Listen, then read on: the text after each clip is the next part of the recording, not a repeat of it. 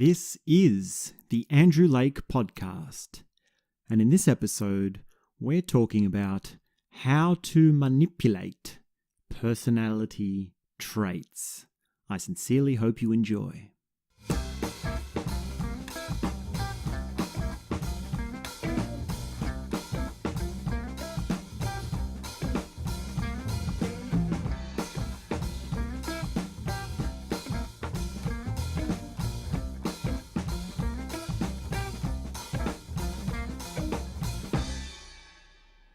How to manipulate personality traits.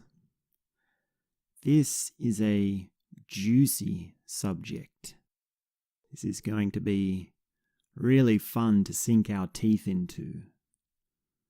I love having this discussion as there's so many different things to think about, and also this is a really practical conversation, so we can work out what exactly it is we need to do in a behavioral sense by understanding these dynamics.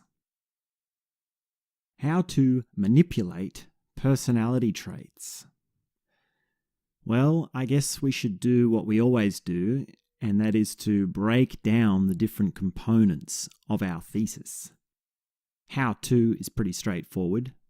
How to is the course of action, the technique, the activity, the thing that you act out, and I think those activities will be obvious as we have this discussion. Most people know what how to means. It's an instructional video. Now, manipulation. This is quite juicy. Usually we use the word manipulation when we are talking about one person manipulating another. And I think that's quite rightfully so that it's seen in negative light.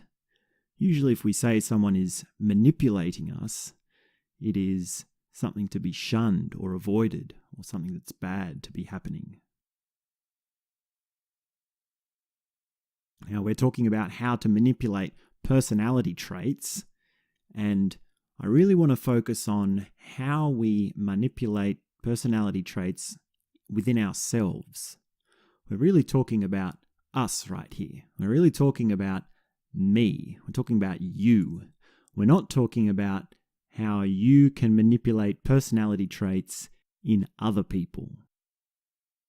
Now, there might be a way to do that, and that might come out as we continue this discussion, but really the whole focus of manipulating personality traits is how you can do it for yourself, for your own understanding, your own self-knowledge, and directing your life and behaviors in a way that's more suited to you.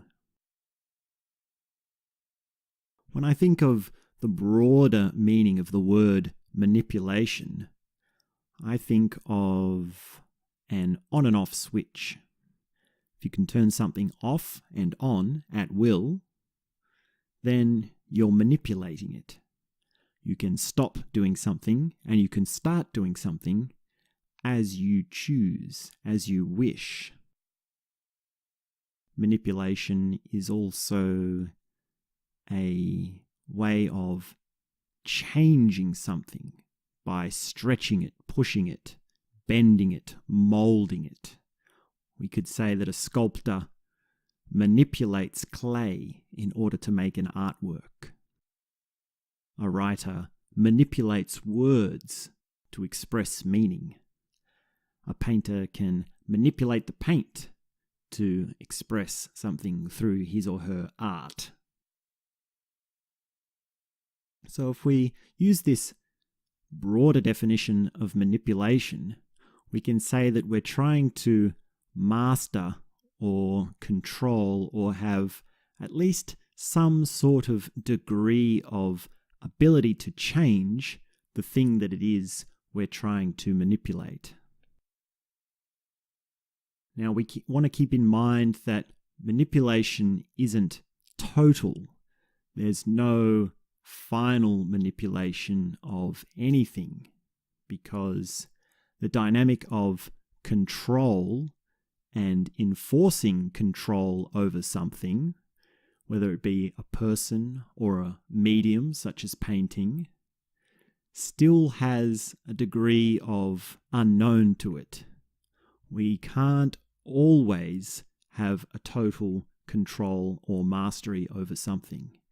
And in fact, a higher degree of manipulation and control would be recognizing the incompleteness of control. So the master painter always has an element of embracing the inability to have total control. And there are actually branches of artwork that embrace this to an extreme. The artists will leave the strokes of paint on the canvas and make it obvious that it's made from something like a brush, rather than trying to hide the brush stroke. This is seen in all expressions of culture. Some movies try to hide the fact that it's a film. Others embrace it and break that line. This is known as breaking the fourth wall, when the content of a movie points out that it is a movie. And that can happen in many different ways. So, with manipulation in mind, we get to personality traits. These have recently been made famous by Jordan Peterson, who is a university professor of psychology from Canada, and he made his name by doing social commentary, and his YouTube channel has a large depository of university lectures that he's given over the few years. Now, I want to reserve my comment on his approach to social commentary another day. For now, I just want to point you in the direction of his lectures, which are his earlier teachings.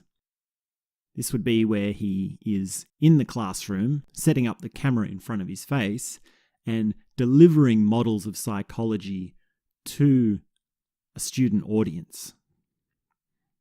Personality traits is one branch of psychology, and Peterson is quite good at connecting that branch with other things such as existentialism, Jungian psychology, Freud, and also the Rogerian school of psychology and Piaget, all those sort of earlier developmental psychologists and therapists. So he weaves a rich tapestry, and personality traits is only part of that tapestry, but he makes a great effort at explaining the dynamics of personality traits, and it comes up again and again in his social commentaries and motivational speeches. I recommend listening to his personality lecture series. There's quite a few lectures there, but if you really want to absorb this idea of personality and the complexities of how we can dissect it and analyze it and put words to it, you can just sit through the lectures and get quite a lot out of the different approaches he takes to understanding personality.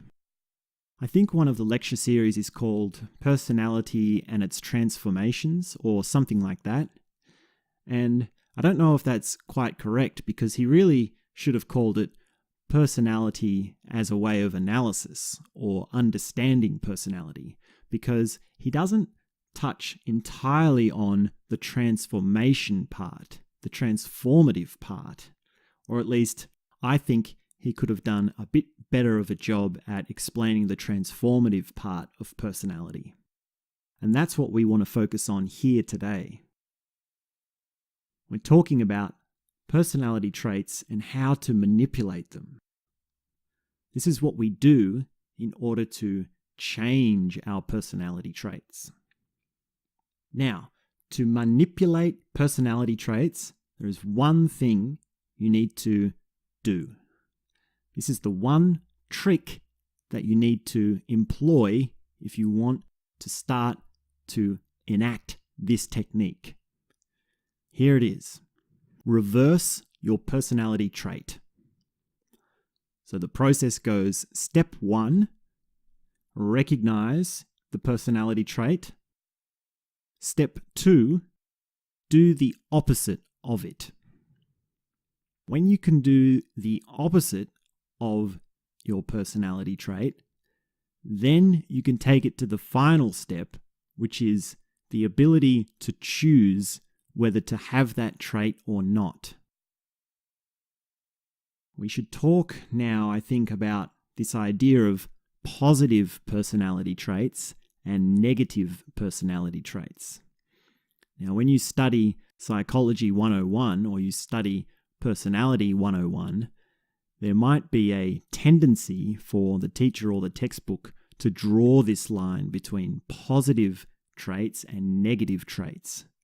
Be very careful whenever you see that. It should flag something for you, because traits are, by definition, only effective according to the environment and the situation.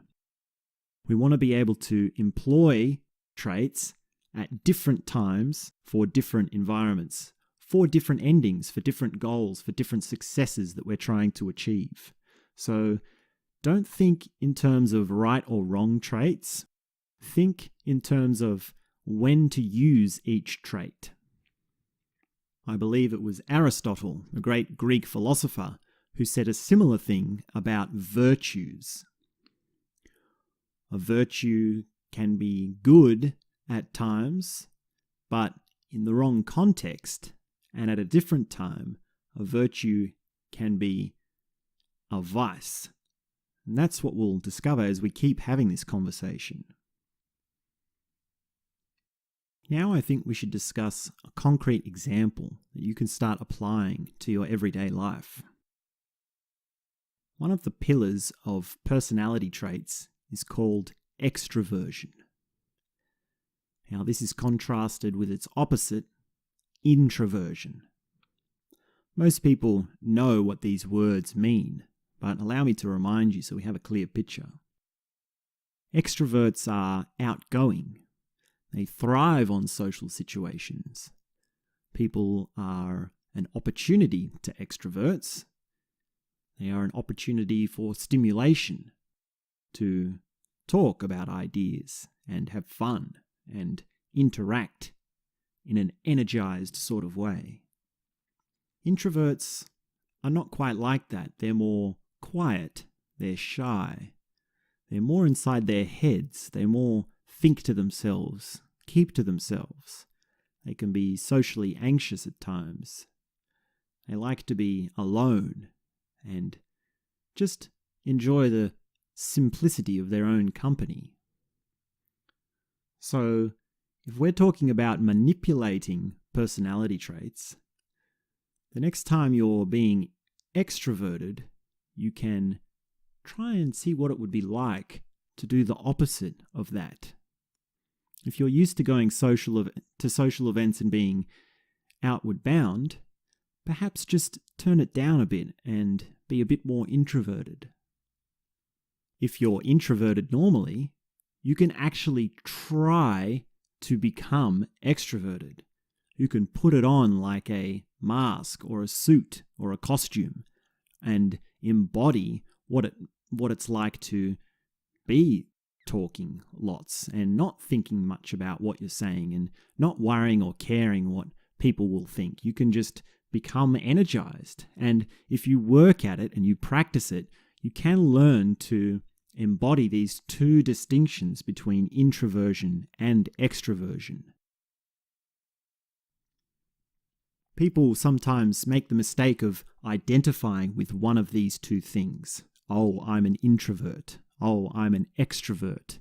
This means I have to act a certain way. This means I have to do a certain thing.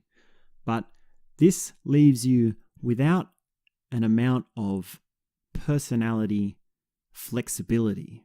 So manipulation is partly related to flexibility, and we want to be able to have flexibility with our introversion and our extraversion.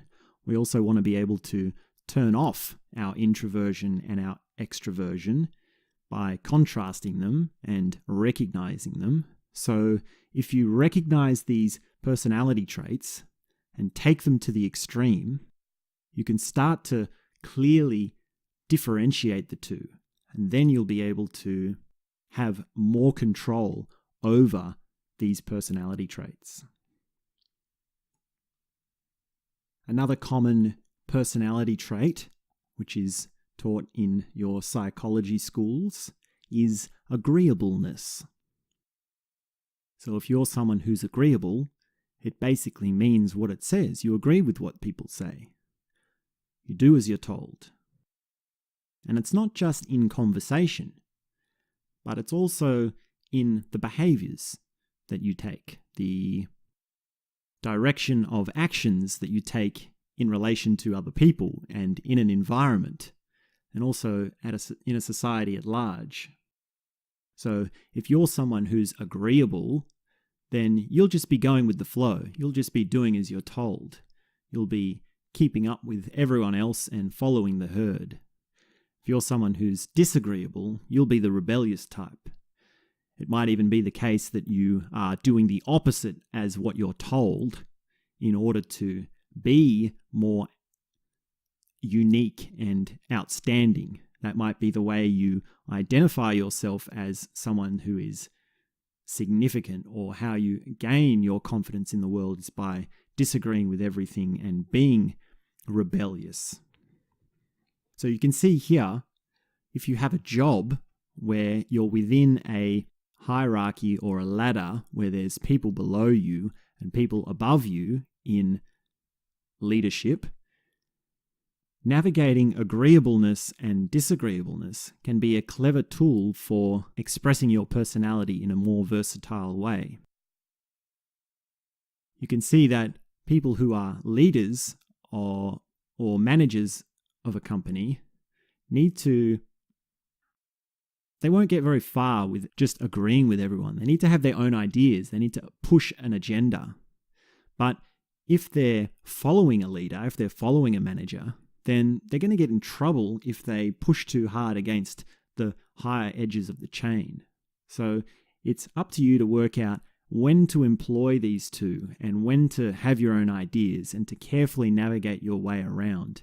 Now, progress across a ladder of leadership is a separate issue unto itself. Whether you want to do that or not is really up to you. And whether or not this is an effective technique in doing that, you're going to have to test out for yourself. What I'm really trying to hit home here is that you can manipulate these personality traits, and it's up to you to recognize them and try them out. You can do this. Just go around and agree with everyone. Do this. You can do this in conversations. If you're having a conversation with someone, just agree with them. No matter whatever they say, agree with every single thing they say. And it's quite interesting what happens.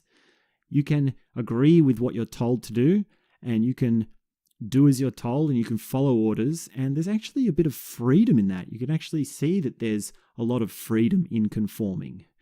And then see what happens if you do the opposite. Disagree. Just say they're wrong. Don't do as you're told. Rebel. Kick and scream. And then see what happens. Now, if you're in a closed network, disagreeing can cause a great amount of disruption. It can cause quite a lot of friction, and things can deteriorate quite quickly. But if you are further up the leadership change, then this can be a good thing, because you can create positive change in your business or place of wherever you're managing by disrupting the order of things and creating positive change quite quickly. So we need to be aware that agreeableness and disagreeableness are not positive or negative in and of themselves. It really depends on the context. Perhaps related to these personality traits is conscientiousness. So this is doing the job that you're meant to be doing. This is very similar to agreeableness. Conscientiousness is doing as you're told and doing things in an orderly fashion and doing things the correct way. So if you're someone who's not really that neat, then you might be going around telling yourself, I'm not a neat person. And that's similar to saying, I'm an extroverted person or I'm an introverted person.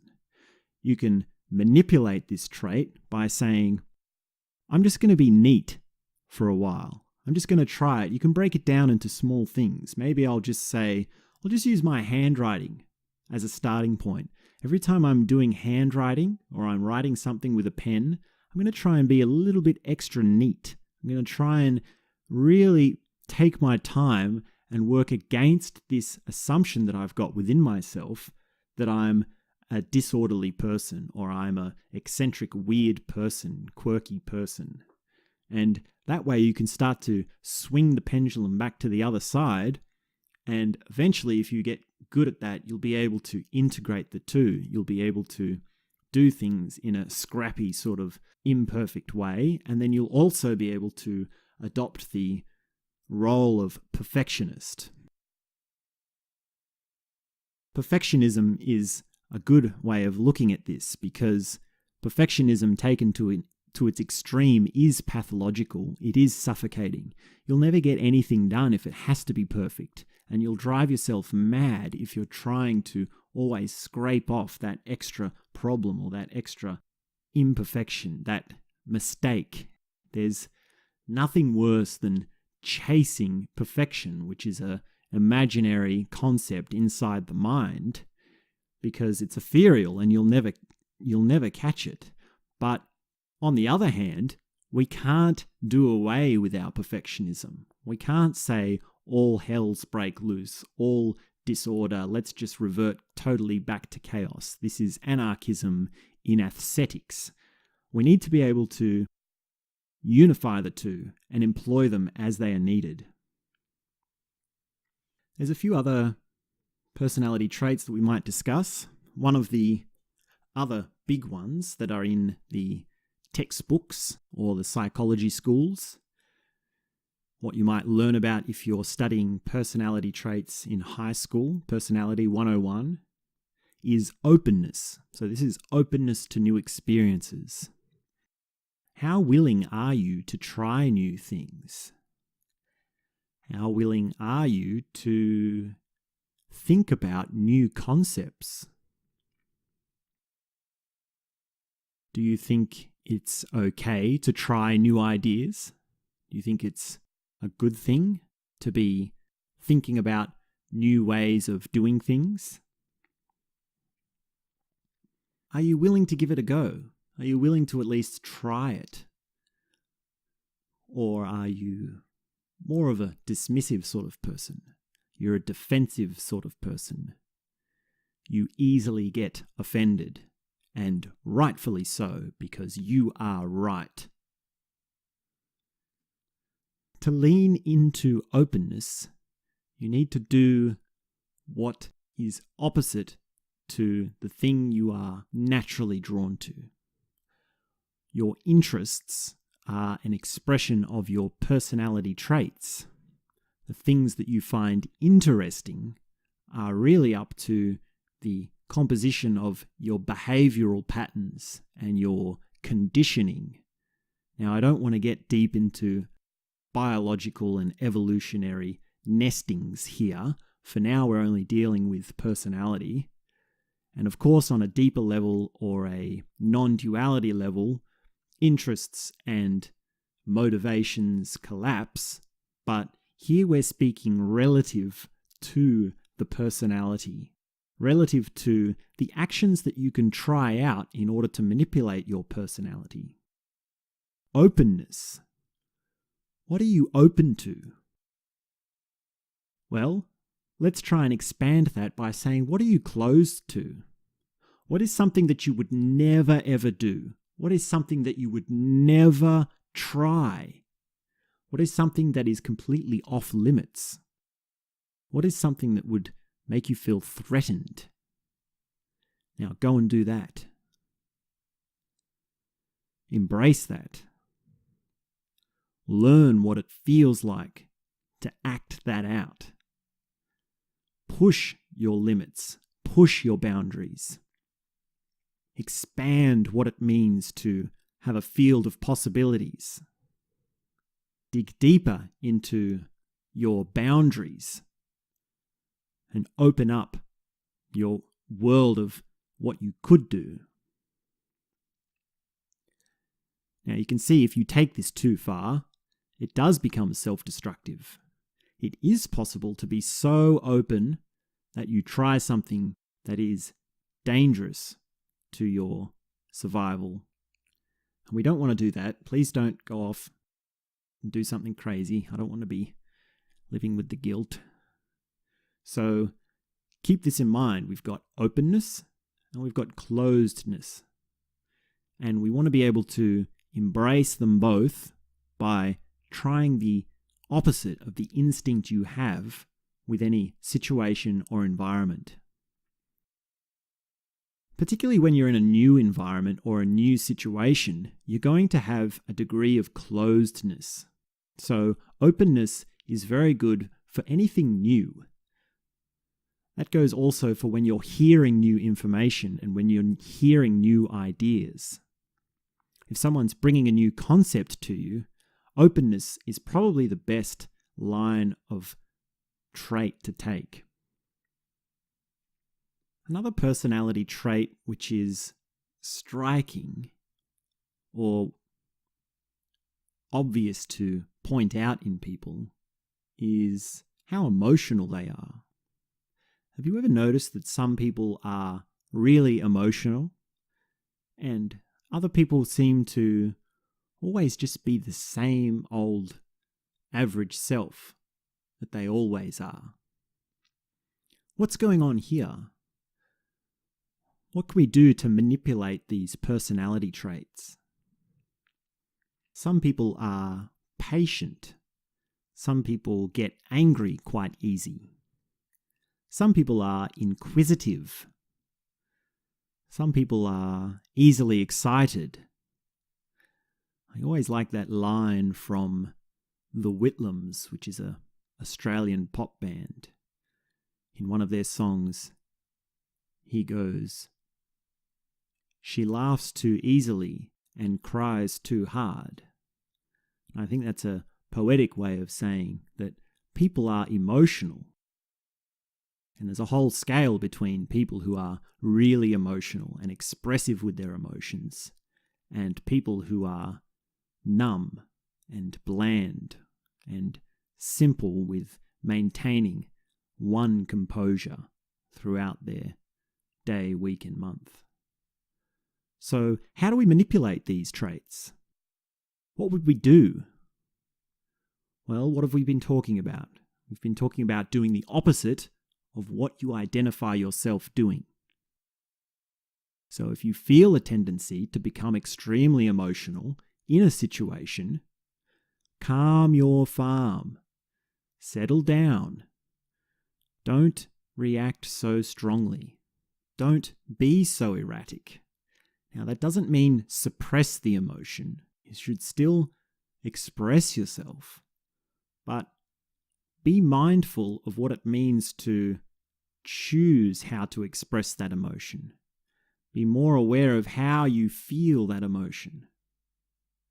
And if you're a bland sort of person, maybe become more emotional. Can you watch a movie and start to cry?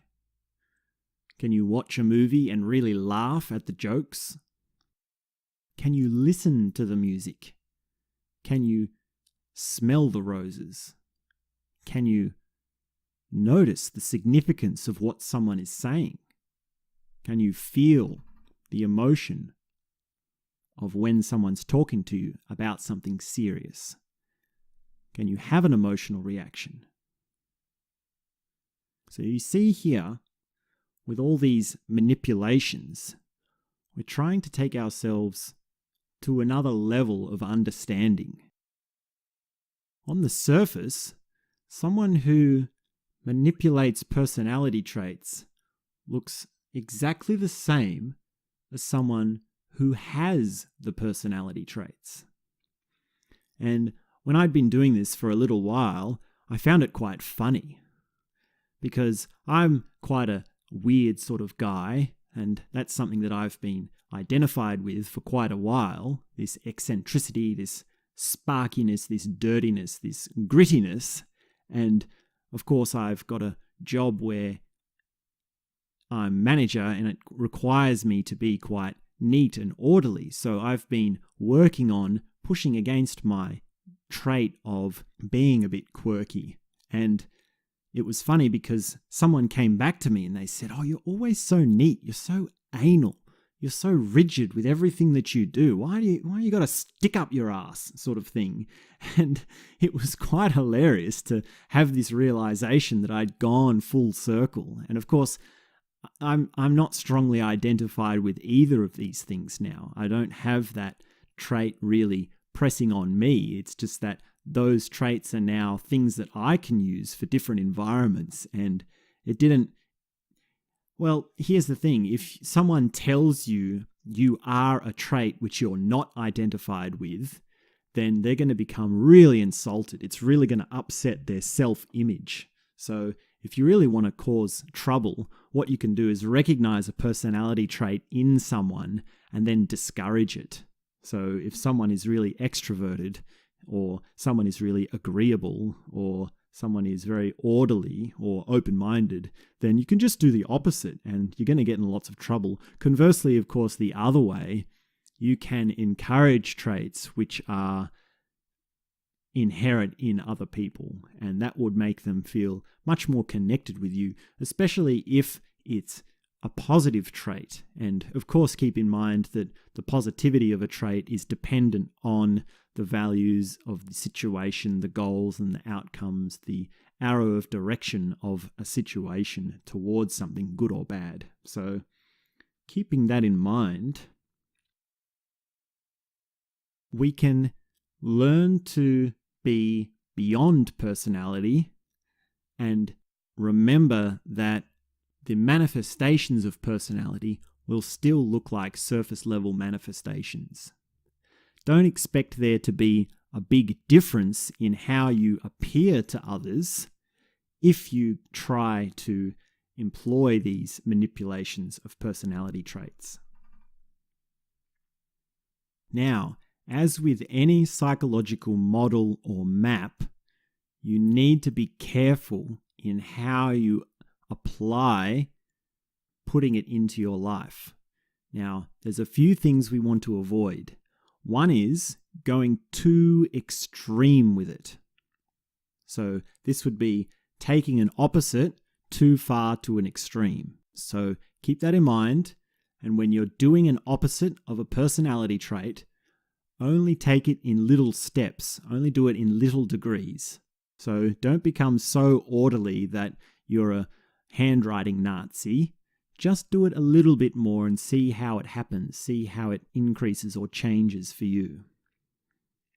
Another thing to be aware of is that traits and behavioral manifestations are context bound. Now, any context that you are in is always going to be far more complicated than you can fully understand. There's always going to be much bigger influences on the success of that situation than you can understand. You can never fully understand what your boss wants from you, for example. You can never fully understand what the traits and influences of the people you are working with are having to bear on the moment or the situation. So when you're using this map or this device, keep that in mind, because if you have this device butting up against the environment or people, you might find that there's factors that you're not considering. And in that case, this device might not be useful. It might not be something that you can use in order to succeed in a given environment. Success is another sort of arrow that we need to discuss, and I only want to touch on it lightly here, but it's key to understanding the manipulation of personality. So the fundamental question is, what is a successful personality? How can we manipulate personality to become more successful? Success is defined by the web of values and beliefs within the person. So, understanding values, beliefs, and opportunities is a conversation we can save for another day, but if you keep that in mind, then you can start to add another layer to this technique.